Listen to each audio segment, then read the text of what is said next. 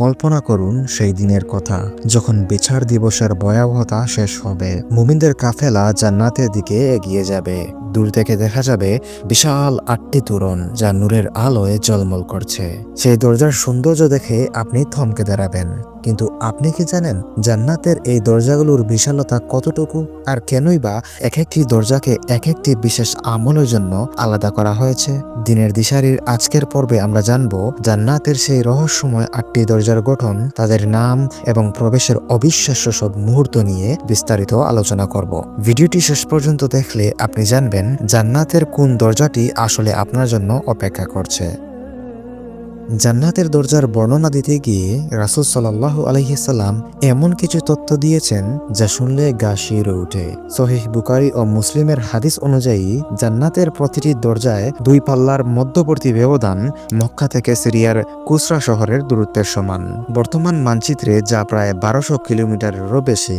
চিন্তা করুন এক একটি দরজা কত বিশাল। ইমাম নববী রহমতুল্লাহি আলাইহি বলেছেন, এই বিশালত্বের একটি কারণ হলো যখন মুমিনরা একসাথে জান্নাতে প্রবেশ করবেন তখন যেন সেখানে কোনো বীর বা ধাক্কাধাক্কি না হয়। তবে আশ্চর্যের বিষয় হলো রাসূল সাল্লাল্লাহু আলাইহি সাল্লাম বলেছেন, এত বিশাল দরজা হওয়ার সত্ত্বেও জান্নাতে প্রবেশের দিন সেখানে এমন বীর হবে যে মানুষে মানুষে কাঁধ লেগে যাবে। এটি হবে মুমিনদের একটি মহাসম্মেলন। জান্নাতের এই 8টি দরজা নির্দিষ্ট 8টি আমলের জন্য বরাদ্দ। জান্নাতের রক্ষী ফেরেশতারা সেই আমলকারীদের নাম ধরে ধরে ডাকবেন। আসুন জেনে নেই সেই নামগুলি। বাবুস সালাত, নামাজের দরজা। যারা দুনিয়াতে নামাজের প্রতি অত্যন্ত যত্নশীল ছিলেন, কোনো অলসতা ছাড়াই যারা 5 ওয়াক্ত নামাজ জামাতের সাথে এবং খুশু খুজুর সাথে আদায় করেছেন, তাদের জন্য এই ভিআইপি এন্ট্রি। বাবুল রায়্যান, রোজাদারদের দরজা। এটি জান্নাতের সবথেকে স্পেশাল দরজা। রাসূল সাল্লাল্লাহু আলাইহি সাল্লাম বলেছেন, এই দরজা দিয়ে শুধু রোজাদাররাই প্রবেশ করবে। তারা ভেতরে ঢুকে যাওয়ার পর দরজাটি বন্ধ করে দেওয়া হবে। বাবুস সাদাকাহ, দানের দরজা।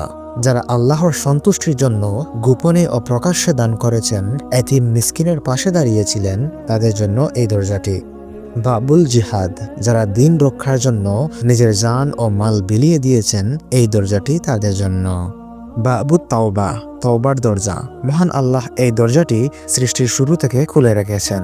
যারা গুনাহ করার সাথে সাথে লজ্জিত হয়ে আল্লাহর কাছে ক্ষমা চান, তাদের জন্য এই অবারিত দ্বার। বাবুল কাজিমিনাল গাইস, রাগ নিয়ন্ত্রণের দরজা। যারা প্রচন্ড ক্ষমতার অধিকারী হওয়া সত্ত্বেও কেবল আল্লাহর ভয়ে নিজের রাগকে হজম করেছেন এবং মানুষকে ক্ষমা করেছেন, তাদের জন্য এই দরজাটি বরাদ্দ থাকবে। বাবু জিখর, জিখিরের দরজা। যাদের জিহ্বা সর্বদা আল্লাহর স্মরণে সিক্ত থাকত, তারা এই দরজা দিয়ে জান্নাতে প্রবেশ করবেন।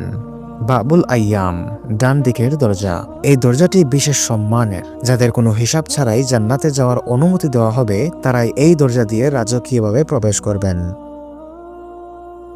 জান্নাতের দরজার কথা শুনে মহান সাহাবী আবু বকর রাদিয়াল্লাহু তাআলা আনহু একটি অবিশ্বাস্য প্রশ্ন করেছিলেন। তিনি জিজ্ঞেস করেছিলেন, হে আল্লাহর রাসূল, এমন কি কেউ হবে যাকে 8টি দরজার প্রতিটি থেকেই ডাকা হবে? রাসূল সাল্লাল্লাহু আলাইহি সাল্লাম মুচকি হেসে বললেন, হ্যাঁ, আমি আশা করি তুমি তাদের একজন হবে। সহিহ বুখারী।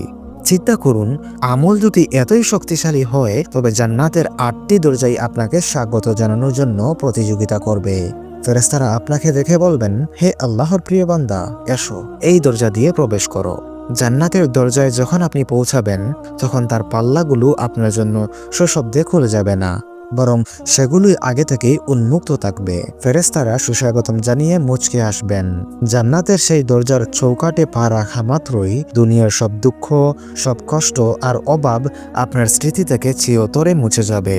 প্রিয় বন্ধুগণ, জান্নাতের চাবি হলো লা ইলাহা ইল্লাল্লাহ, কিন্তু চাবির দাঁত হলো আমাদের আমল।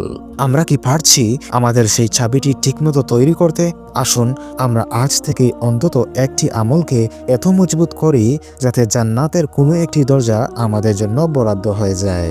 আল্লাহ আমাদের সবাইকে সেই দিন জান্নাতের দরজায় একত্রিত হওয়ার তৌফিক দান করুন। আমিন। ভিডিওটি ভালো লাগলে লাইক দিন এবং আমাদের চ্যানেলটি সাবস্ক্রাইব করে দিনের এই বার্তা ছড়িয়ে দিন। আপনার একটি শেয়ার হয়তো কারো হেদায়েতের কারণ হতে পারে।